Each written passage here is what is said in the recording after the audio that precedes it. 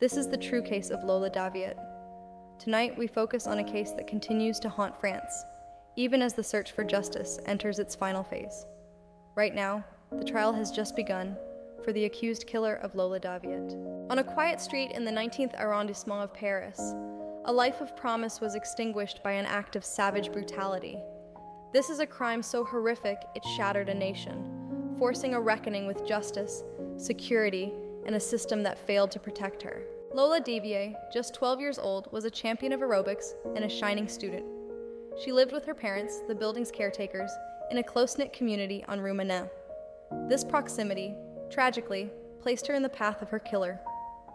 On Friday, October 14, 2022, Lola was last seen on CCTV, entering her apartment building after school. She was accompanied by a woman later identified as Dahibieh Benkired, who was living illegally in the same building. Just an hour and a half later, the same woman was captured on video again, struggling to maneuver a large travel trunk covered with a blanket. Later that night, the unthinkable was discovered. Lola's body was found, abandoned inside that trunk outside the apartment block. The autopsy confirmed the horror. Lola was asphyxiated, suffocated with duct tape wrapped around her face. But the cause of death was only part of the story. Her body showed evidence of what prosecutors called acts of torture and barbarism. Multiple cuts and stab wounds inflicted with weapons like scissors. Her hands and feet were bound. The violence was sustained, meant to inflict suffering long past the point of fatal injury. As if to compound the terror, the numbers 0 and 1 were found written on or near her feet, a chilling symbolic detail investigators still can't fully explain. The suspect, Dahibieh Benkired, was quickly apprehended.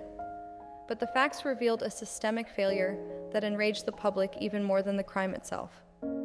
Benkired was an Algerian national who was illegally present in France. Just 2 months earlier, she had been detained and issued a formal obligation to leave French territory, or an OQTF. The system knew she was here illegally. The system ordered her removal. But under the lax policies then in place, because she lacked a prior criminal record, she was given a generous 30-day window to leave voluntarily. Benkired ignored the order, and the French state failed to enforce it. That administrative failure, that unexecuted order, was the precise window that allowed a woman, known to the state to be an illegal resident, to remain in the 19th arrondissement and murder Lola Daviet.